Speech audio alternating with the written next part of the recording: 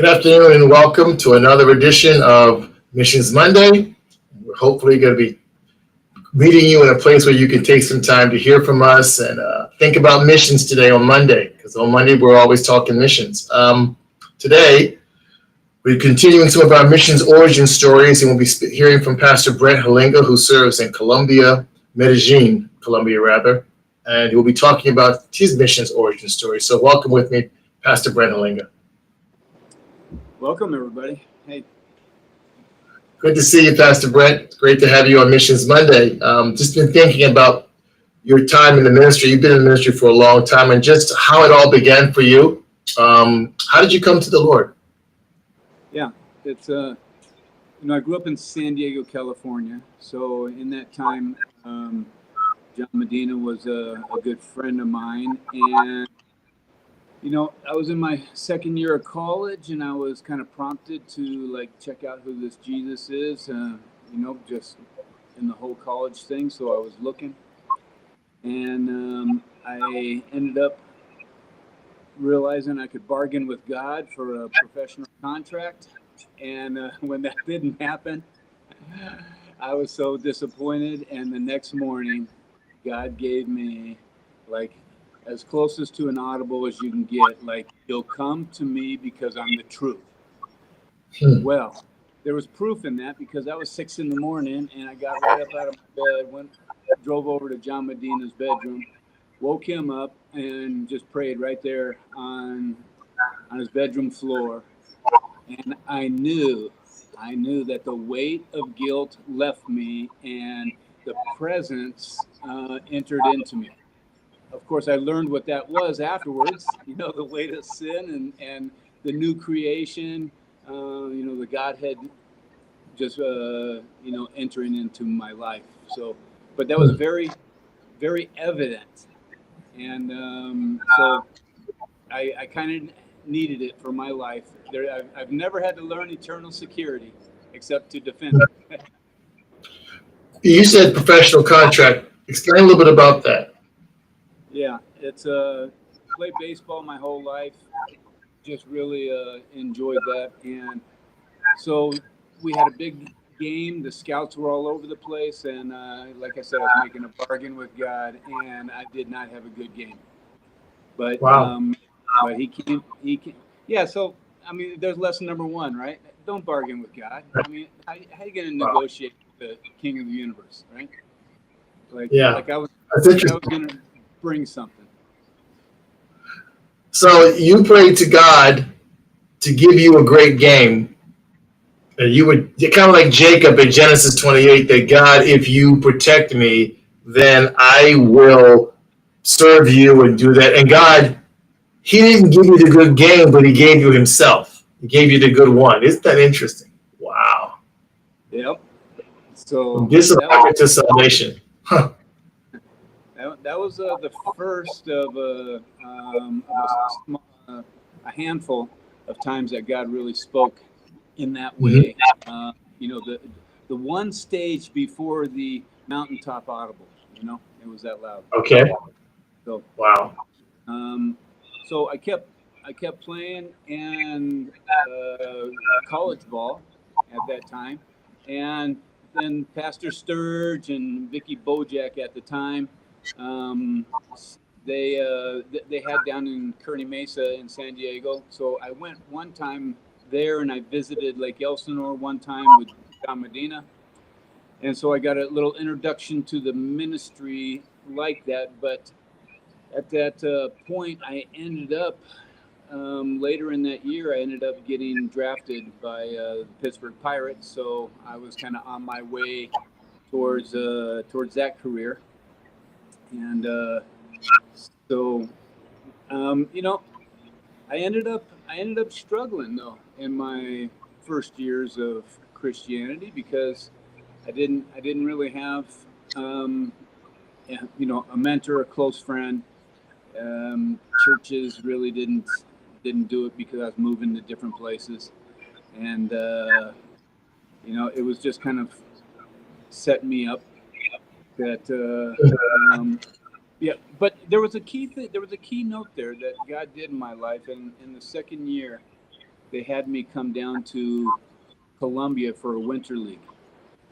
And 3 months here, I thoroughly enjoyed the people, the place. I remember asking God, getting on the plane, coming back, why will I ever come back here? You know? And so he planted the seed. And it could be that that was kind of the whole purpose behind, being able to play on a professional level, is to get that seed planted there, because then he gave me a promotion. Wow. So you got saved in California. What year was that? San Diego. That was 78. All right, 1978 in San Diego, you got saved, but you also, in the same year, I'm guessing, you met the ministry, but not really connected with the ministry, Pastor Sturge and Vicky, right? Right. Okay. And then you started playing semi-pro ball. You got drafted by the Pirates. You got put in their farm system. It took you to Columbus, Ohio, right? No, Columbia. Oh, Columbia. Oh, okay. Yeah, for the winter league, because winter league it's. Oh, that's right. So you did winter leagues in Columbia. What was that, like 83, 82, 81, somewhere there? No, yeah, that was actually 79. Okay. Wow. So you did winter ball in Columbia. Wow, isn't that full circle? That's amazing. You're talking about 45 years ago. Wow. Okay. And then, Yeah, so you came back. So okay, so now, so then when did you actually officially meet the ministry? Yeah. So, I just see it. It went through. I actually had some years. I was doing some things, but God was actually moving in my life again. So I went and visited. At this time, then John Medina moved to Lenox, Massachusetts. So I went and visited with him, and I was very impressed. The love of the body, the the word, the life, and that was like in late July. Okay. And of 1980. So now I'm kind of coming into a somewhat of a dilemma or whatever. But it was winter time, so what I did is I stayed and started playing. Many people know Pastor had a softball team, so the team was pretty good, and but it did help to have another caliber of ball player come in, and then other people would come on the team, and then I remember because Scott Stolzenberg came out, and just I can drop the whole name of all the team. That it was a great team, but I had two ball players that we went the next spring, went down with Pastor, and I ran into my friend there, Gary Leslie, who was and Bob Costa. They were down there. We were kind of doing a free agent type of thing, and what happened was when I ran into him, he's a solid believer, and then Pastor Love and myself had a friend that we both known for quite a while. I played with him in ball also. So I asked Pastor, when it came around to the season starting, it's for tournaments. I have these friends, Kevin McDonald and Gary Leslie. So they came along on tournaments, and guess what? We started winning state championships. We started winning tournaments. We started beating the Jewelers all the time. The main team that was always the king of the county there. So when did you officially? So when you came to visit Lenox, you moved? No, well, I had my car and stuff because it was after the season, and I had my stuff. So then Okay. I ended up staying. Okay, so you came to visit and you stayed, played softball. Did you do any Bible school back then or no? I did some classes. Okay, so you were around? Yeah. Bible school, softball. Okay. But at this point, I was still like gonna go back and play next spring. So I just went down there. It was I was kind of a free agent at that time, and God was doing things in my life. And then one thing that was beautiful is because we came back up from Florida at that time, and I remember the row in the seat in the old Barbara Stevens Chapel. We had an all night prayer meeting, and so it was probably around 12 or 1 o'clock. And the Lord gave me very loud once again, I have not called you to play baseball, but to be a part of the ministry. Wow. And that was loud and clear, and that gave me tremendous freedom. It gave me direction. It like settled the issue. I'm going back and forth, obviously, like, hey, this is really touching my heart. In baseball, I was struggling because we had no chapel service. We had nothing, and being in that kind of atmosphere and being, on the younger side of things, and just that whole picture was really, really difficult. But sure. With that, it freed me up. I could go to a ball game, and I wasn't saying woulda, shoulda, coulda. And, I had a call from God. And then after that, I realized that God gave me a promotion to play on pastor's team. That was a promotion. Praise the Lord, man. Wow. That's beautiful.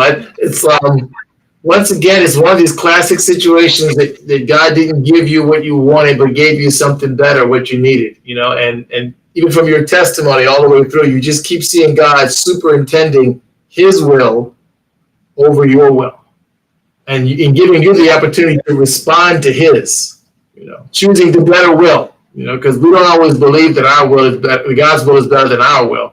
We always assume that we know best, right? Because we've thought it through, we planned it, obviously. Sure. Yeah, exactly. So that's beautiful. So so now you decide, okay, pro ball is, never mind my ability to play pro ball, I have the opportunity to walk in the will of God, and that will be here. Okay. So look at the gift.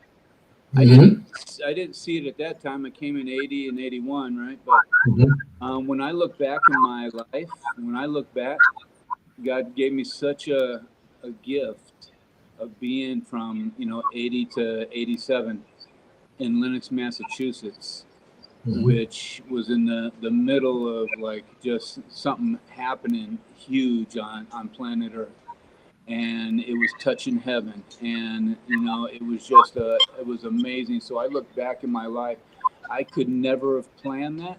I could have never like orchestrated it or bought it. The Lord just said, hey, come here, I got something for you. This is the whole thing. So I just really see that how God was moving in those areas. So and now I'm like in. I'm like go. I am having the most significance in my spiritual life. Just kind of saying, I knew it could be this good. I wasn't experiencing that in the years before, but then this deepness, this touching, and then I start realizing as I get to know the word, then the definition comes on. So like Romans 8:16, where the Spirit will bear witness with your spirit that you are the child of God. So I started learning all these different things, and it was really that depth, that love, having a personal relationship with Pastor Stevens, being on the ball field, sitting down on the bench, being in the tournaments on the weekends, in the hotel, and all the raps during in between the games. These things, you can't orchestrate those. You have to be in the moment, be in the place, and then God just delivers. So. Up until this time, have you ever explored any missions at all besides that winter ball trip to Colombia? Have you traveled at all missions as far as internationally? Yeah, it's well, as we as I got into, with Greater Grace there, it was like missions was like just a normal way of life. So, Yeah. so things were going on in the 80s. People were going everywhere and just so beautiful. So, we had like a first trip. It was kind of up to Montreal, and that was just like Mhm. a long weekend type of thing. And so that was interesting. And then it came in an opportunity. They were going to take a winter harvest to Sweden and Finland. Oh. And so, I was kind of like, okay, well, I can't really do that or what. And then, there was just encouragement. And um, it was like, hey, what else are you going to do? You're in, you're in Bible school. Other people are going. So we orchestrated it. We made it happen. And I got bit by the Greater Grace Missions bug. I've never heard it said that way before, Pastor Brent. You got Yeah, bit by a missions bug. Wow. yeah. That's better than COVID. So there's that. Because when I went there, it was amazing. Pastor Wood Horn was in Sweden at the time, and he just was lead. I mean, missions wasn't like doing a project. Missions Hmm. was your life. You know, Mm. it's like listen, understand what you have in your life, and that people really need that, even though Hmm. they don't know it, they need it. So where will we be just to be available to God? And so it was cold, it was winter, but that didn't matter. Hmm. The San Diego boy pumped up. On that summer harvest, but that winter harvest, did you sense like God doing something in your heart concerning missions at all, like drawing you out? Yeah, well, I realized that at that time I was um it was literally because of the Lord. I didn't have like this natural thing of like just always reaching out and doing things, but playing pro ball and being a ball player at kind of every level, being one of the more elite players. You get some attention, you get some opportunities and different things, but there was nothing that drew me out like being inspired by the preaching, inspired Mhm. by the lives that were around me. So that's the dynamic of the body of Christ. And then like just being in the wave. It was like these people that had some experience. They were like, hey man, here comes a swell, get in it. And so doing that, then it's something about when someone receives the Lord, Yeah. and you get your first touch. Mhm. So that that Wow. was that was really amazing. Okay. So take me to how you got to Columbia, because that's really kind of like when you first went out and led a team and got involved in a new church plant. How did we get there? Yeah. Well, Columbia had a seed when I played ball. It was a seed planted, and I realized Right? this after. I went to I had the 1999. I was in Austria for a year, and that's Mm-hmm. when God really gave me. This was another loud one. He said, "I want you to go to Costa Rica," and I was like, "Wow, that was so loud." So I didn't even know where it was. but then he confirmed it. Right. He confirmed that. So it was really really something. And so then that was the first place I started going there. One thing that was really important is in 2005 2006 I Mm-hmm. reconnected with Pastor Shibley, and then I started going with him down to Silver Spring, and we have just stuck through the years, and have just been going in different places in the world, and just really being together in that Silver Spring plant. And so I learned a lot of things there. Pastor Shibley, he's got a number of people that he cooks them up. So that was really great. And so I ended up going to Austria for a year, and I learned, street evangelism and different things there, and was able to teach some. But then I ended up coming back from there, and then I took a 6 month trip, and in that I was in and out of the European conference, and then Mm-hmm. going to different places to be with different people, with Pastor Mate in Istanbul and Baku, and then down to Africa, and that's where I ended up meeting my wife. So the initial part there, and so then that kind of brought some things in, but the calling was very strong, Mm-hmm. and within the first two conversations, it was like, hey, if we're going to go any farther on this is what I'm doing.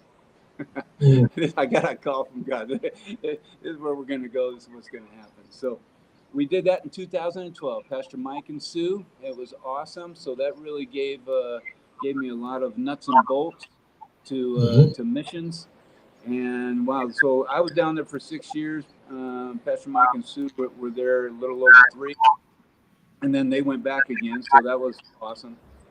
I would have to say one of the things that I just wanted to bring this up, when I was in my first years in Lennox, I ended up being an athlete. I ended up breaking my wrist playing flag football, but he tackled me, so I broke Oh, my wrist. It would not heal. It just, I mean, it was a year-long thing, and wow. I was still playing ball with one hand, but there was sometimes God needs to do things. Wow, just to touch your life in the depths that you don't even know. And he just did, sometimes you can do gardening, but he came with the bulldozer.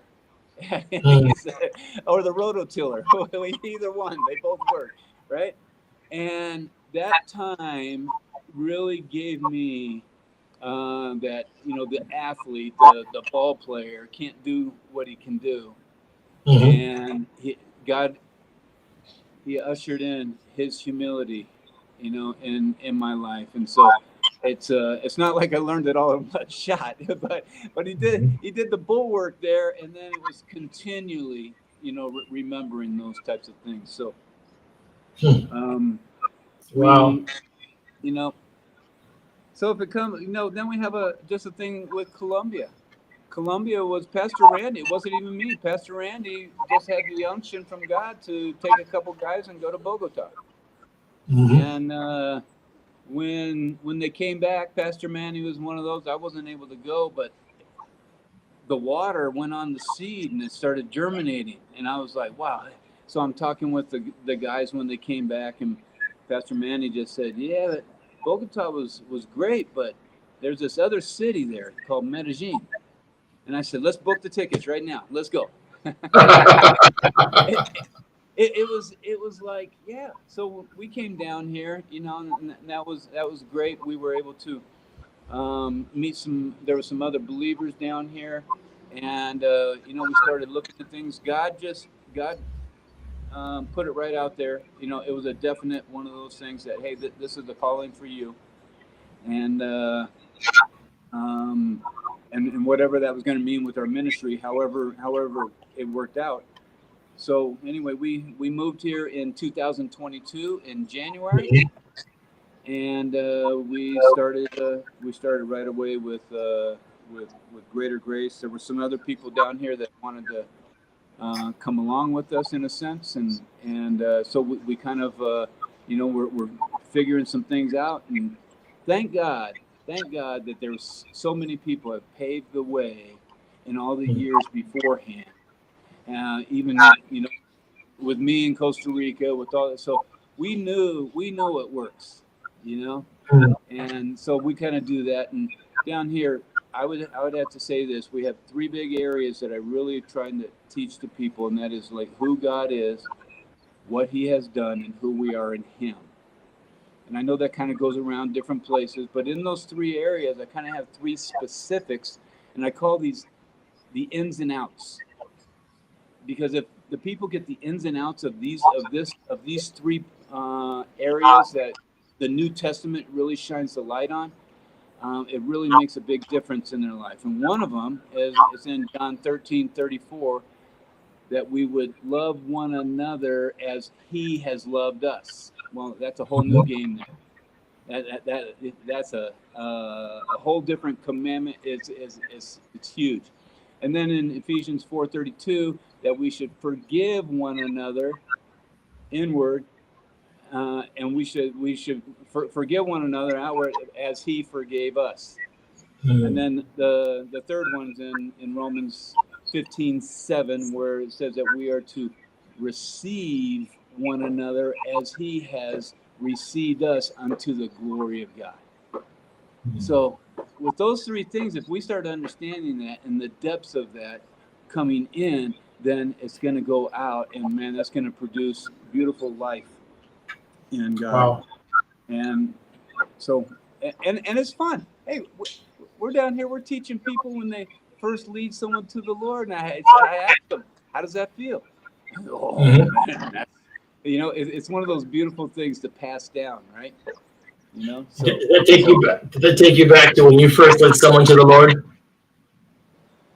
yeah, and no, it just when you're with people, it's like, because just in Costa Rica, we do a lot of kind of bigger evangelism things, and obviously individual, and so God's really granted me the ability to lead. I can't even say, it's in the hundreds of people to the Lord. So it's it never gets old. Never gets old. And so What would you say? Go ahead. I'm sorry. Yeah, I was going to say the big things are the kind of two main things down here is, yes, to find those people that are unsaved and let them be transferred from the kingdom of darkness into the kingdom of dear son. But then there's a lot of people here that are saved, but they don't know that the battle's been won. They don't know about the finished work. They don't know about many different things, So that's a beauty to when the lights come on and people see it, man. Oh, that is so awesome. I love it. When you think back all these years, your walk with God, we're talking about now closer to half a century. What are some key lessons that you feel God has shown you in your journey to bring you at where you are right now? Key what? Key lessons that you feel God has shown you to bring you in your journey to where you are right now. Yeah. Well, one of those, and it's been through the teaching all along, but I just kind of took to my a personal way with me, and that is, First Peter 4:10 says that we're to be good stewards of the manifold grace of God. And as I started looking at the scriptures, there's so many sides of God's grace that have different applications, where I find my identity in Christ. I find that through grace, that grace will actually teach you how to be the best worker in the kingdom. Grace will teach you how to live a godly life and respond to him. And grace will show you how to rebound, rapidly. So when you start looking at this, one thing that I kind of look at, I put 27 different sides of God's grace, and with those verses, so I teach people that, and it's really great. It's one of the great ones, and I think one of the other great things is to know the different things. There's over 100. We have the booklet, 95 Things That Happen at the Point of Salvation, but if you know a big portion of those, you get so fired up and secure and continue. It really brings substance to your life. So those are a couple things. What would you say, because your journey has been long and you're on the mission field now, what would you say was the first fruit that God worked in you on the mission field? Yeah. I'd probably say it's hard to put in a first fruit, but I would have to say that when I noticed right away when I got to Greater Grace in Lenox, that the life that I was looking for, it was found. So that just made a paradigm shift in my hope, in my focus, in my unction, in my priorities, in my, just ways of thinking and possibilities and direction that my life was going to have. So that was a huge, big fruit to have a ministry that was living in the function of a real body of Christ, with the word coming forward, but the life happening, and rap after rap. It Yeah. was just, yeah. So that would have to be the big thing so far as maybe the all the software, I guess you could say, Okay. that God put in me in that direction. Wow. And of course, being on a mission Bill, between Costa Rica now and Colombia, which is a good season, you've seen a lot of fruit in people's lives. And you kind of mentioned that. What would be some of the greatest challenges that you faced in your mission? Yeah, it's we you know we've had opposition down here in Colombia.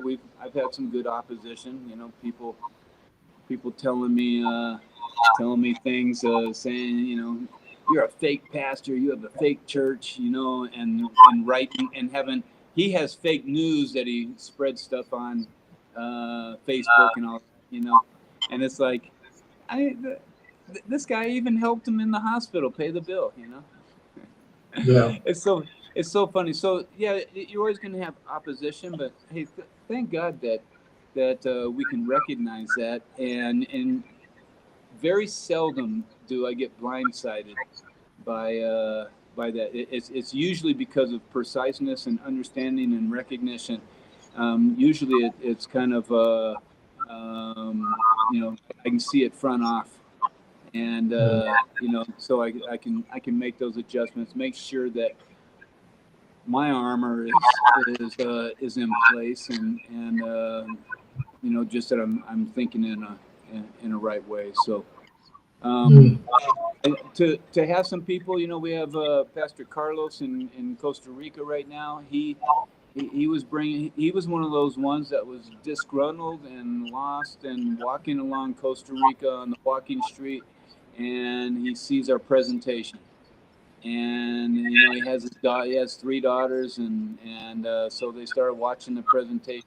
Then a number of us started talking with them.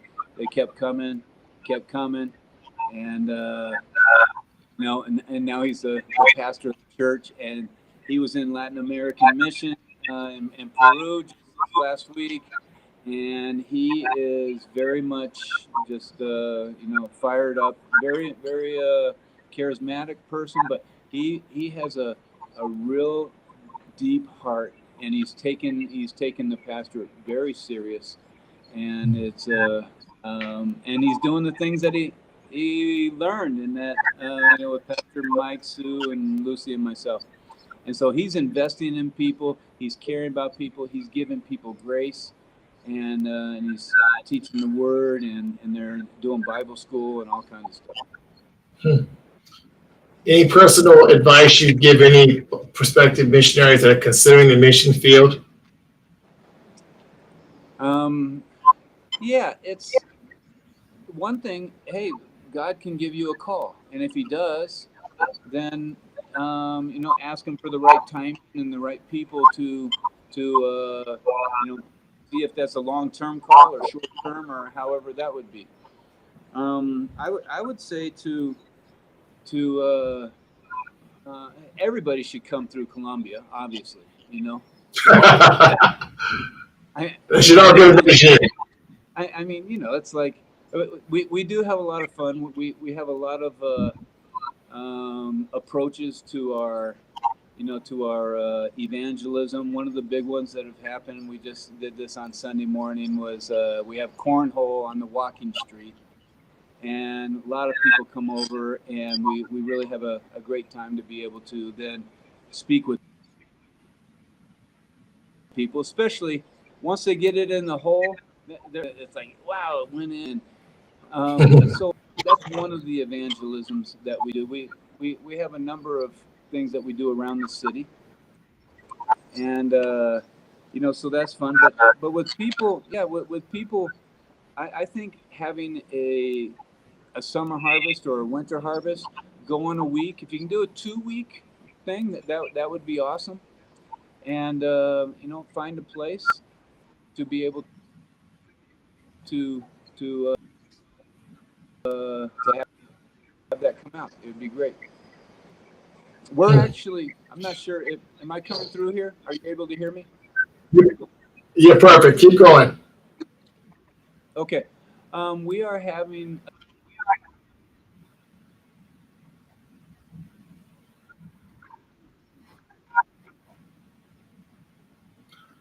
Okay. Evidently, those technical difficulties, they got worse. So bear with us a little bit. We'll see if it comes back. Should be coming back relatively soon. Great thoughts from Pastor Brent about just to start. You may notice the thread throughout his testimony of the call of God and the value of answering the call of God. And one of the things I gleaned from what he said was that the call of God is progressive. That God speaks, but he keeps speaking. He doesn't speak in a corner and never speak again, but he continues to speak like he did with Abraham. He revealed his call to Abraham 7 times progressively from Genesis 12 to Genesis 22. And God continues to whisper in our ears in a still small voice and remind us that there's a call on our life, that he didn't just save us to bring us to heaven, but he has a purpose, his purpose for our life in time, and that he wants to reveal himself through fellowship with him in a specific portion. And God always continually reminds us of that. And you can see that thread through Pastor Brent Hillenga's life with the ups and the downs and the highs and the lows. He continues to go forward with God and hear the voice of God, hear the voice of God, and then respond to it in faith. And just like Pastor Brent did over a season of close to 40 years, he continued to eventually listen to God and land where God would have him to be. He's in Colombia today, serving with his wife, Lucy, and a thriving work in Medellin, Colombia. And our hearts are with him and our prayers are for him as we continue to pray for Pastor Brent and the amazing church that's in Medellin, Colombia, and pray about it and think about it and think about joining missions across the world. But if you also are interested, Pastor Brent would love to have you in Medellin. He'd take you in a minute. So any closing thoughts as we close the program, Pastor Brent? Yeah, I was just mentioning we're actually having a summer harvest down here on July 9th to the 22nd. And that's 2 weeks, but people can do 1 week or 1 week on that. And there's we have a good mixture of people being able to experience a different country. It's nice. It's kind of like they call it the city of eternal spring. So that's always kind of a nice thing. You don't have to battle the elements on one side or the other. I've been in both of those, and it's amazing, But it's we have some beautiful outreaches. Our church is growing really amazing. We have a great core of people. We have a beautiful worship team. But hey, bring your guitar, bring your voice, bring your feet. And